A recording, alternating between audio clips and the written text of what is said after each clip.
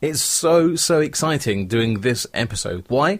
Because it's episode number 10, double numbers, and it's been great. And I want to actually personally say thank you very much for subscribing to iTunes, or if you listen via Spreaker or Stitcher, iHeartRadio, or if you just head over to the website and you listen to it via there. Just really, thank you very much. I didn't actually think I'd get to number 10, but I've got lots of support and lots of followings, loads of comments, so just want to say thank you very much for listening in the past. And if this is your first time listening to Big Man in the Woods, hello and welcome. Thank you very much. Past couple of weeks had loads of comments, new likes, new subscribers, new emails. So once again, thank you very much. And we will drop you a little hello later on in the podcast. Forgot what I was going to say.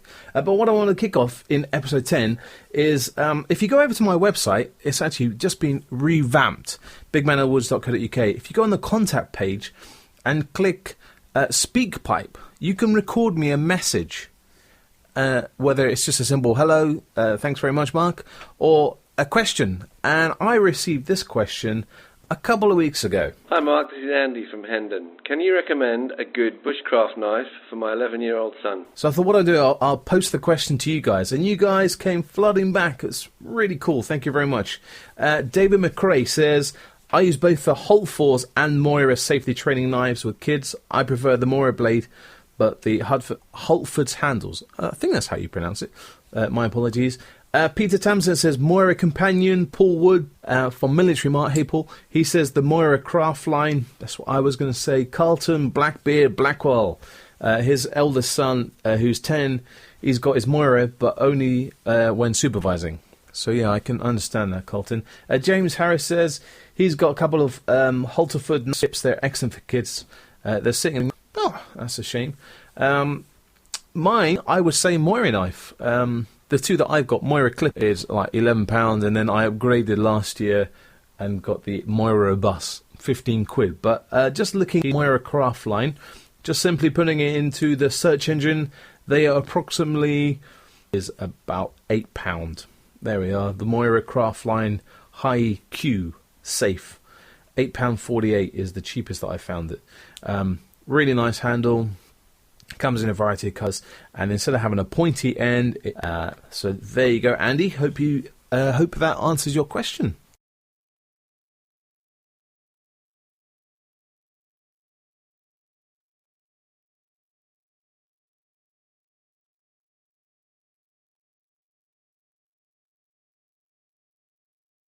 So a few podcasts ago, I was talking about my dump camp that I was going to do with my scouts, basically. And we went off to our local district campsite a couple of weeks ago. It was really enjoyed it. Basically, there was about 10 scouts was over the far side of the field. We left them, and we took 6 brand new young people. So they were 10 and a half. They've just come to scouting. They've never been camping before, never slept in a tent, and it was absolutely amazing. All of them were petrified, absolutely petrified. But just sitting down, explaining what we're going to do, it was really great, absolutely great. And we did some really cool bushcraft stuff. So we hunted down the silver birch log. We found it. I showed them how to take the bark off the log. You know, we scratched it, fire and still, spark it up, teaching them about fire preparation, which was a bit of a game because, you know, I knew that they didn't have enough wood, but they assumed that they did. They got the fire going, and then, as you can imagine, you know, the fire just died down because they didn't have enough wood to keep going. You know, they didn't grade it properly. And I wanted that to happen. I wanted to teach them that, you know, that the whole point is preparation, isn't it? You know, if you think you've got enough wood, times it by 3. That's the kind of rule that they say. And they took my advice. They spent a bit more time getting the wood, properly grading it, and that fire was amazing. It was really cool. They cooked their first meal on an open fire. Their faces, I wish I could show you their smiles. They were huge from ear to ear, this massive grin, because they've never cooked any kind of meal on an open fire. Yeah, they've done a bit of barbecue with their dad and the mum, but they actually did this on their own, you know. It was really good, and their egos were amazing. So, you know, I set another challenge in the morning. We get up, we get this fire going, let's cook the bacon. And again, they woke up in the morning, they looked at the fire, and they were like, but Mark, there's no flames. We can't get it going. Me and you know that, if you've got a few embers, the fire's going to go, isn't it? So off they went. They went to go and get a bit of tinder, a bit of kindling, bit more wood, and then with a few blows, that ember, whew, it was going within, literally a minute. They were surprised that they could do that, which was great, which was absolutely amazing. And then they cooked that bacon, and that bacon tasted the best because, again, they cooked it themselves on an open fire. So just rounding the scout camp up, it was really cool. I really enjoyed myself because these kids have never been camping, and now they've got the bug. Not only have they got the camping bug, but they've got the bushcraft bug. They actually don't want to use cheating, they actually want to go and source the material from the wood themselves. They want to make their own tent pegs instead of bringing the metal ones. They want to use silver birch instead of using cotton wool. They want to learn fire still instead of using matches. All that kind of stuff. It's going to be amazing. So next year when we're back at Scout Camp, it's going to be really cool, really enjoy it. And it's giving me a massive buzz as to why I joined the scouting movement. And if you want to encourage young people, I suggest you head over to the Scout website. Just go into Google, put Scout Association, and you will find and you'll find a close by Scout Hall. I can't remember what there is something like you're not more than like 2 miles away or half a mile, something stupid, crazy like that from a Scout group. And if you like camping, every Scout group is crying out for adult help, not just leaders, but I'm talking about just occasional helpers, even if you just go camping or help once a month or whatever. They would bite your fingers off. They would snap you up so quickly because they're getting it. And seriously, that weekend with those 6 kids has just given me a massive big buzz onto why I want to do scouting and take them camping. So yeah.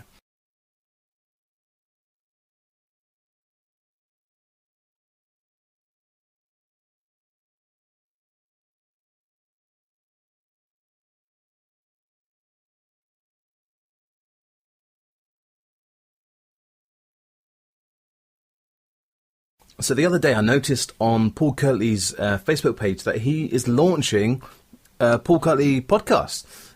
So I was thinking, I wonder if this is true or not. So what I'm going to do, I'm going to give him a call. Don't know if this is going to work. I don't know if he's in the country or anything. So let's just give him a call. Let's call him on his number.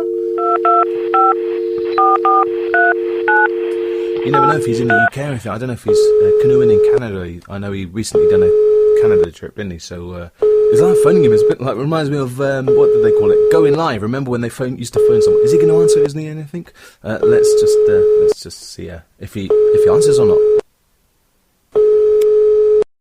Hello. Hey, is that Paul? Yeah, it is. Who's that? Hey, Paul, it's Mark Yates from Big Man in the Woods. Hey, Mark, how are you doing? I'm very good. Yourself? I'm good.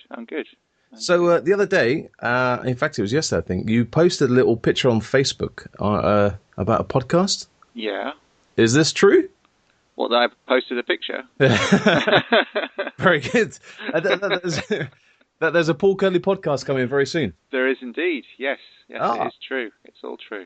It's not an early April Fool's or Christmas present joke or something? Not at all. No, it's definitely true. I've been working on it for a little while, and it's coming to fruition, so it'll be launched very soon, in fact. Very soon, meaning? In December. It is December? Yeah. So it could be like any minute now then? It could be. Cool. Could have launched while we're having this conversation. Hey, are we allowed to know any episodes or any things that's happening? Well, I do have a few things lined up. The whole idea for me to do a podcast was to sort of extend what I'm doing with my blog, so I can share things with people in a way that maybe I can't on my blog currently. So you run a podcast, you have conversations with people.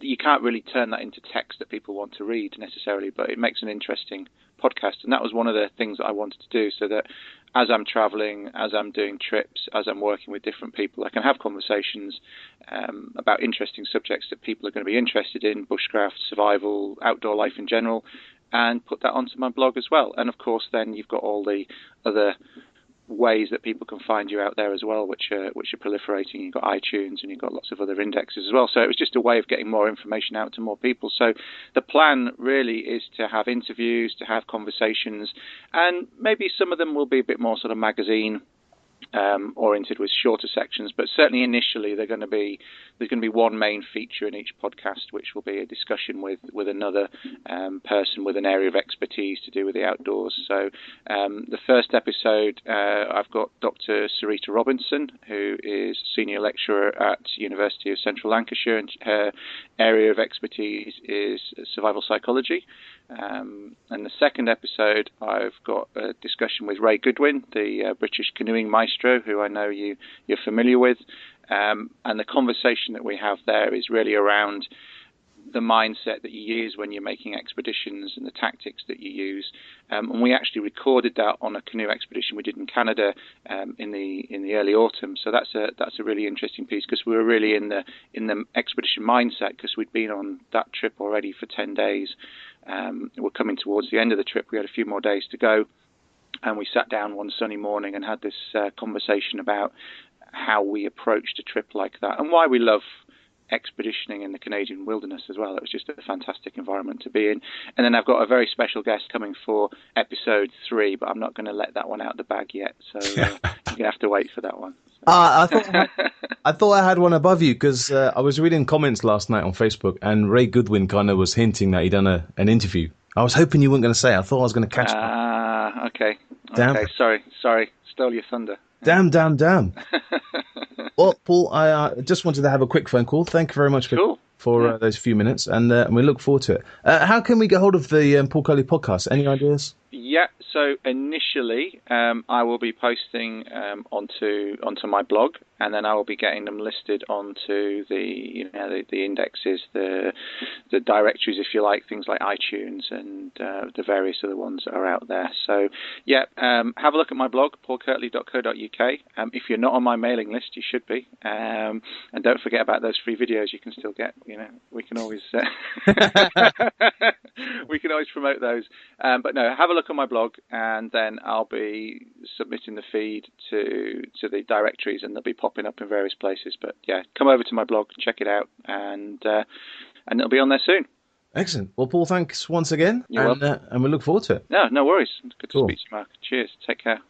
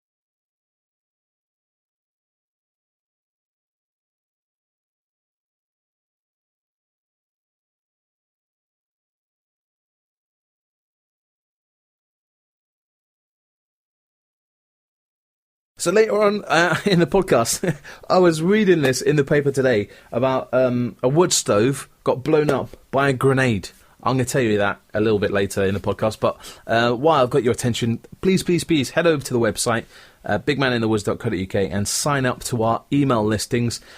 It's just going to be the email to tell you when the latest podcast is, or if I've got some extra news.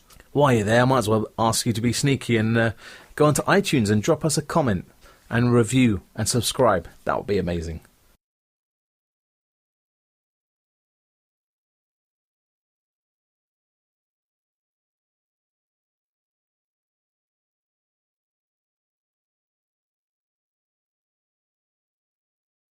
So Christmas is just around the corner, and I'm going to run a really cool Big Man in the Woods competition prize. Now, I'm not going to tell you what you can win. All I'm going to tell you is a cool prize. That's all I'm going to tell you. I will tell you is you'll get a Big Man in the Woods t-shirt, plus some other goodies. So stay tuned to this podcast to find out how you can win the Big Man in the Woods Christmas competition prize.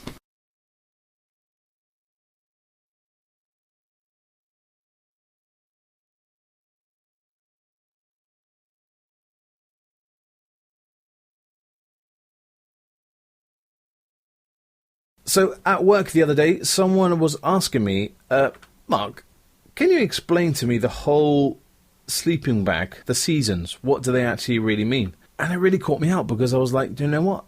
I actually don't know what they really mean in detail. I kind of roughly know that, season 1 is this and season 2 is that. And yeah, it got me thinking, what do these really mean? Because the sleeping bag that I use isn't really such a sleeping bag. It's the Czech bedroll sleeping system, £10, militarymart.co.uk, and that really doesn't have a sleeping season as such, but it is around season 3, which I'm going to explain to you what that means in just a few seconds. But you've got the wool in there, and if you wear jogging bottoms like I do in a sleeping bag, that will make it nice and toasty. Top it up to maybe season 4, and if you get into a hammock and then put your under blanket around mine, you're going to be roasting. It's going to be so toasty. So it got me thinking, let's quickly do a sleeping bag guide and just roughly explain what all the seasons means. Now, I don't want to insult you or anything like that if you do know about sleeping bags, but like me, I was brand new into it just a few years ago, and I was just confused as anything when I went in to buy my first sleeping bag all those years ago from Argos, 2 for 20 quid. We do it. We all make mistakes, but hey, it's all part of the learning curve, isn't it? You gotta make mistakes. That's the only way to learn. That's the way I kind of think. Make mistakes, then you learn from the mistakes, isn't it? That's what they say. So here's just a brief catch up or a brief rundown on what sleeping bag season ratings, what they actually mean. So, one season or season 1, whatever way you want to say it, is a lightweight, compact. And it's ideal for hot summer months between kind of June to August, camping abroad or in hotter countries. So when you just need the light layer. Season 2 is ideal for late spring to early autumn. And that's kind of your typical family. They will take those kind of camping sleeping bags. And that's what the ones I got from Argos. So they're okay, but I do have to use an extra blanket with it. So that can be a bit cumbersome. So that I've kind of scrapped. That's up in my loft. Don't really use it, to be honest. As I said, I use the Czech bedroll for Military Mart. Moving on to season 3 sleeping bags. These are for use in early spring to late autumn and perhaps a bit of a warmer winter evening, as we're having now, because it's going to be the hottest time of the year. So they say. This year, this winter in 2014 is going to be the hottest one. So now you can start using those. These are generally used for school trips and DV exhibitions. Season 4, these are really thick bags, often insulated. And these are for winter use when temperatures can drop below 0. And then last but not least is season 5. Or these are season 4 plus, so they call them different things. These are for exhibition bags for high mountain use or extreme cold temperatures. So Arctic, not in London, we don't use that here. The other thing that caught me out was left-handed and right-handed zips. This I did not know about. I'm omitting this until I started researching about sleeping bags. If you're left-handed and the zip's on the right, it can be quite awkward to zip yourself up if your zip is on the wrong side. So remember, left-hand zip for the right-handed people and the right-hand zip for the left-handed people. Something I really didn't think about, but obviously so. People also consider about your pack size and the weight, whether you're family campers or car camping, or if you're going backpacking and travelling light. So that's always something to think about, is the weight of your sleeping bag.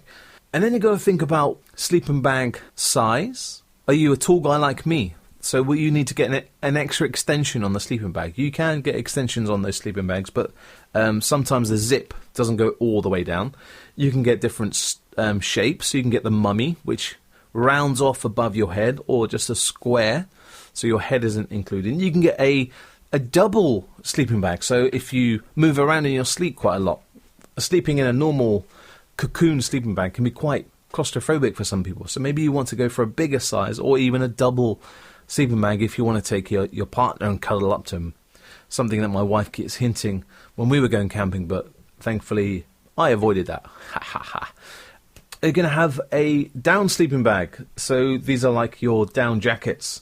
They're insulated to kind of 4-5 season. Keep you really nice and toasty and warm in really cold temperatures. But if you're just camping in the summer season, you really don't generally need these unless it's going to be absolutely freezing. From down sleeping bags, we've got synthetic sleeping bags. So these are much more common, ranging from the cheap ones that you get in your supermarkets to really expensive ones.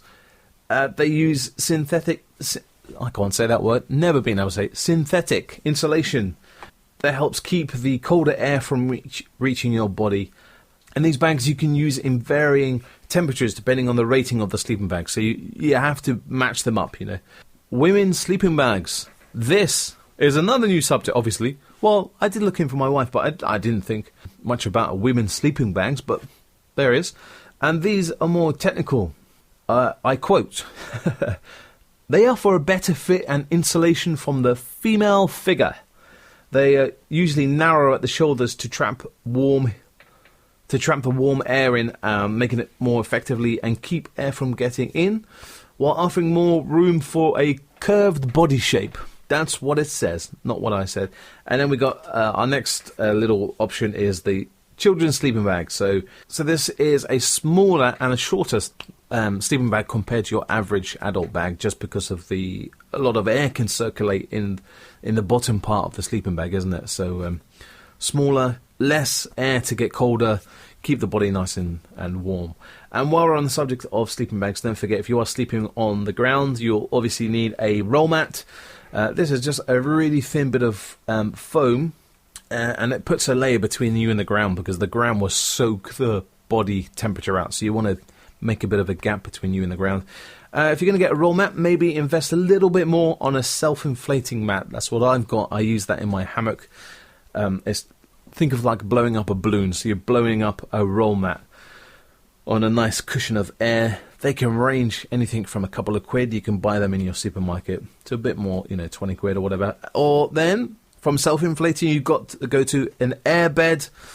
Yeah, we all got it. I've got one up in my loft in case the in-laws stay over or something. That's the same principle. But remember, if you are going to use an air bed in your tent, don't inflate the air bed outside the tent. Always inflate the air bed inside the tent. You won't be able to get that air bed into the tent. Talking from experience. And then the last but not least is a camp bed. My scout leaders always take the mickey out of me. Not just my scout leaders, my other camping mates, because I have got a really nice camp bed. It weighs a ton, but if you listen to Big Man in the Woods episode 2 about sleep deprivation, you've got to get a good night's sleep. And if you're going to get a good night's sleep, you might as well get a camp bed. Invest in it. They are a little bit expensive. They are kind of your 50, 60, 70 pound range, but they are amazing. They are so, so good. But this isn't for your backpacking. This is more glamping, car camping kind of thing. So I hope that kind of just catches up and refreshes our minds, or even teaches you something about sleeping bags. I got all this information on gooutdoors.co.uk. I put the link up on the Facebook page. I'll also put it in the Big Man in the Woods website. And it's a great little article. I posted it on Facebook just a couple of days ago, just explaining about the different styles and what the seasons means of sleeping bags. Something that always catches me out, and it caught me out at work the other day. Proved it. So head over to the website, and I hope you enjoyed that.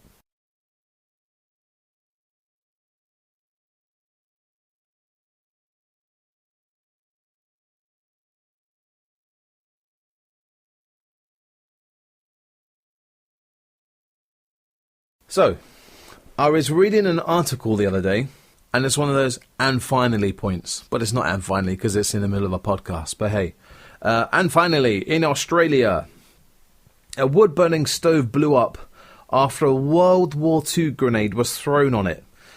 Basically, the 70-year-old grenade was hidden in a tree, and the lady was using the tree as firewood. She chopped down the tree, and somehow, where her chops were, in the tree to make the fire logs, she captured that grenade in the middle of the log. Try and picture it in your mind. She threw that log onto the stove. You know, she didn't know there was a grenade in there. The rest of the logs that she's taken from that tree, she put on there, was no problem at all. She sits back, relaxes, try and keep him warm with a cup of cocoa, I'm presuming, and then boom! A massive explosion because that World War II grenade has just exploded in a wood-burning stove. You'll be pleased to know that the 22-year-old girl from Australia was thankfully unhurt in the blast. I was trying to think of a headline to use for the podcast for that, but I couldn't think of it.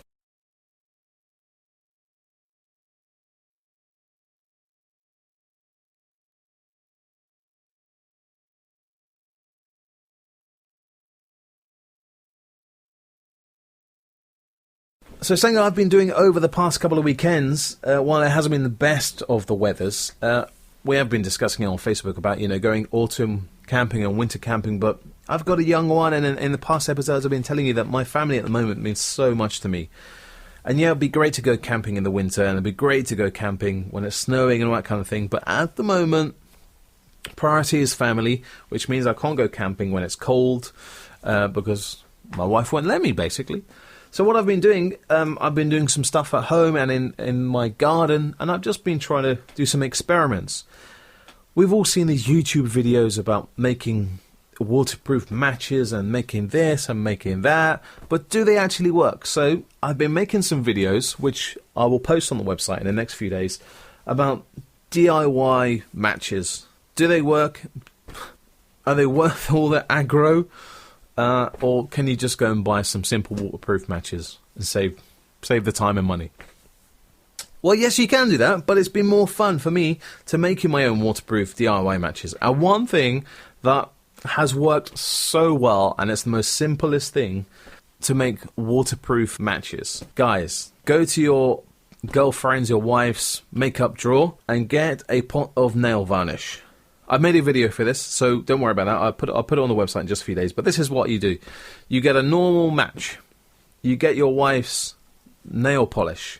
Make it into a colour just because it's easier to notice that these are the waterproof ones. If you get a clear one, then you're not going to tell that you've already marked them in nail varnish. So make it a clear. You can either paint it on. What I've found that it's easier if you just get the match, dunk it into the bottle of nail varnish, put it on a grease-proof bit of paper. Don't put it on tin foil because it'll get stuck. Grease-proof bit of paper. Leave it for a few hours. I found actually leaving it overnight dries it out really nicely. And then strike it. You don't need to scratch it off like if you coat the wax with the matches. These just strike straight from the box. They're waterproof. I've soaked a whole load overnight.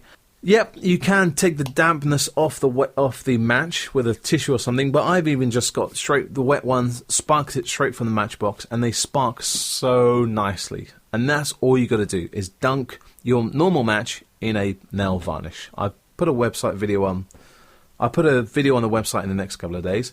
I've also done these kind of fat wood matches where you get a load of fat wood, make it a long matchstick, and then you go to some original matches. You scrape off the red original from the match, put a bit of water, mould it around the fat wood into... Oh, God, you know what? It took me ages. It took me 30 matches, and it didn't work. So if you're looking for waterproof DIY matches, that is the most simplest one, is get nail varnish, ding, pop it in, let it to dry, and you've got loads. So simple. Head over to the website. In the next couple of days, I'll put the video on how I made that.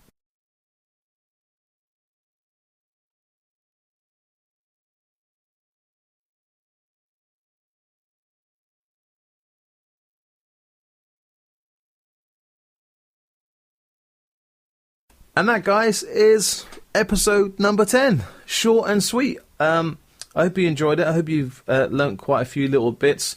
So we've learned about a good knife for 11-year-old. So the Moira craft line. We've heard that Paul Kirtley has got his podcast. So when this is out, I'm sure episode 1 of Paul Kirtley's new podcast will be released. Go over to that. So it's about survival. So Dr. Sarita Robinson, that was at the Bushcraft Show 2013 and 2014. She was one of the main speakers. Paul Kirtley interviews her about survival skills. And then, as you heard, that Ray Goodwin will be in the next episode. We also talked about sleeping bags and how to make your own survival waterproof matches. Don't forget, please head over to the website, sign up to our emailing list so I can tell you when the new episodes are out, either podcast or videos. And if you could be so kind, go over to the iTunes website, subscribe, and leave a comment. Haha! And you thought I wasn't going to tell you about how to win the Big Man in the Woods Christmas package. It is great. I'm not going to tell you what you're going to win. It's going to be a nice little surprise when you open that on Christmas Day. All you're going to do is head over to the Big Man in the Woods Facebook page. If you haven't liked our page, like it, share it, promote it to your friends, and then find the post that says, win the Big Man in the Woods Christmas prize. That's all you're going to do. Like that, share that, and that will be amazing. And you never know, you will be winning that amazing Big Man in the Woods Christmas prize, which includes the Big Man in the Woods t-shirt. So thank you very much. If I don't speak to you now, before Christmas, I'm sure I will. Have a great Christmas, and I will see you in the new year in 2015. But I'm sure we'll speak before now. So once again, Merry Christmas, Happy New Year, and have a great one.